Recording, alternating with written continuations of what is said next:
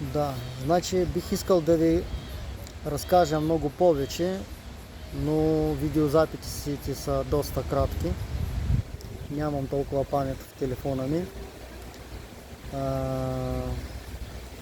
Тази енергия,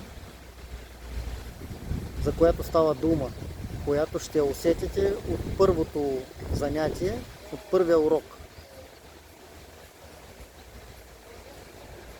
е нещо, не нещо, ами си е ейфория.